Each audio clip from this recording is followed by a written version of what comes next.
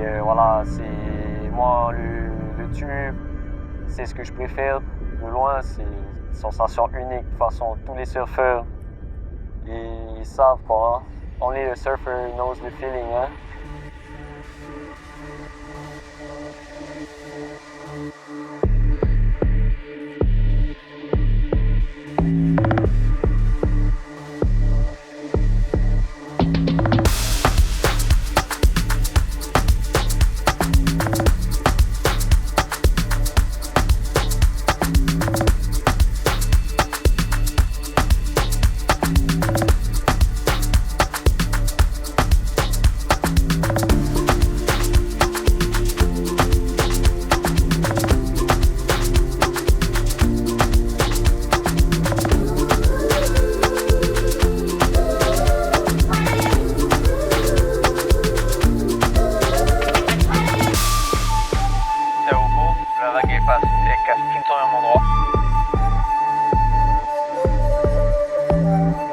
Passer 3 mètres, la vague elle est toujours au même endroit. Tu regardes la balise, la bouée, tu sais qu'elle ne cassera pas là, tu vois.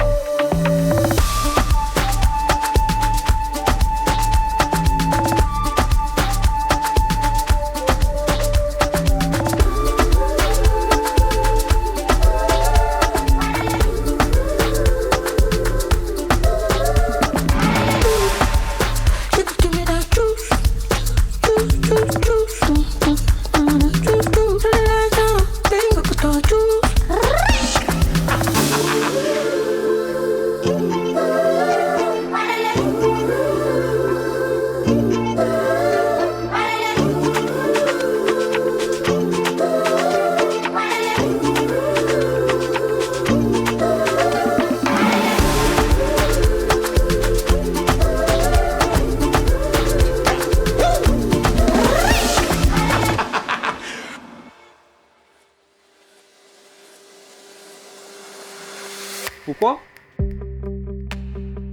Tu te souviens pourquoi? Ouais. Parce que je pouvais pas me payer des boards. Mes parents pouvaient pas en payer quoi. C'était cher. Donc en fait mon papa il fabrique les pirogues en fibre de verre à Montréal.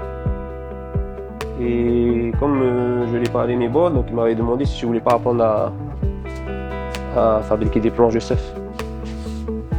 Et après il aimait bien l'idée, donc il a demandé à un copain à lui en Amérique s'il pouvait trouver quelqu'un pour prendre des cours quoi.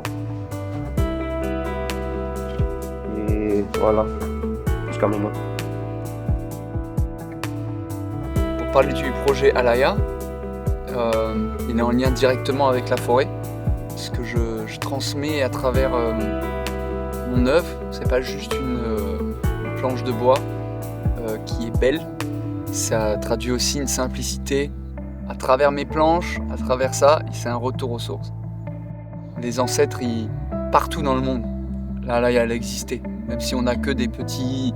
Voilà, on sait qu'en Polynésie, il y a eu, on sait qu'en Afrique, il y en a. C'est tellement simple et évident que de glisser sur un tronc, on a le bois dans les mains, mais c'est pour se rappeler qu'avec ça, on peut surfer. On n'est pas dans la performance, mais on peut... avec des objets simples qui nous entourent, que ce soit la pierre, le bois ou autre, on peut faire des choses. Et notamment dans le plaisir. Non, pour moi le surf c'est plus un truc pour aller pour partager dans l'eau, tu vois, les copains quoi. Nous on a plus surfé parce qu'on aime le surf, on n'a pas surfé parce que le surf peut te rapporter quoi, tu vois. Ouais, après performance c'est pas forcément compète, hein.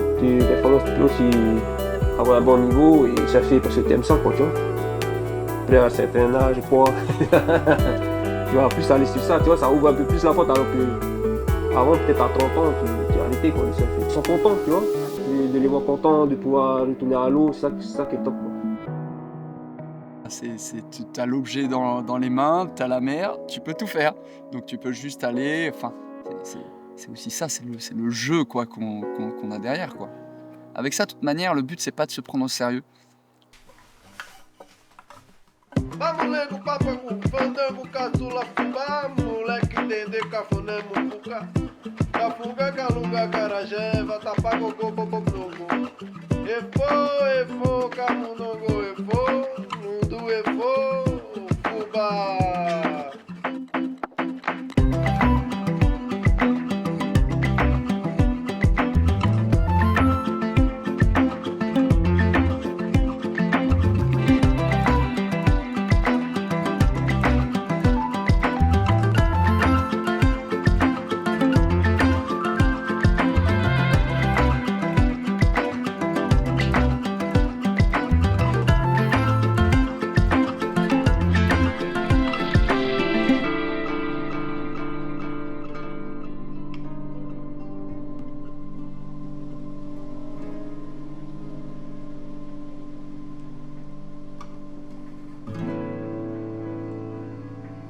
d'avoir eu cette opportunité de pouvoir essayer et surfer des alayas. C'était vraiment une expérience unique. Voilà, d'être vraiment en contact avec voilà, une planche de bois travaillée, mais voilà, d'être sur une planche en bois comme mes ancêtres. Voilà, mes ancêtres polynésiens qui surfaient auparavant. C'était un feeling unique. Et c'est vraiment la connexion avec l'océan, avec la nature, c'est unique.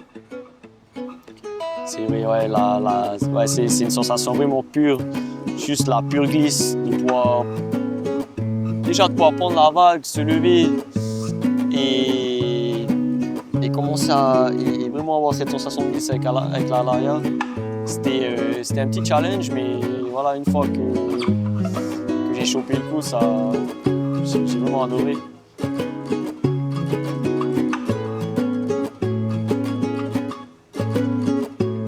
Chacun de nous abrite une sensibilité entre contrôle et lâcher prise, recherche de performance et partage. C'est dans cette harmonie que nous perpétuons une tradition, l'expression d'une danse entre le cœur et l'océan.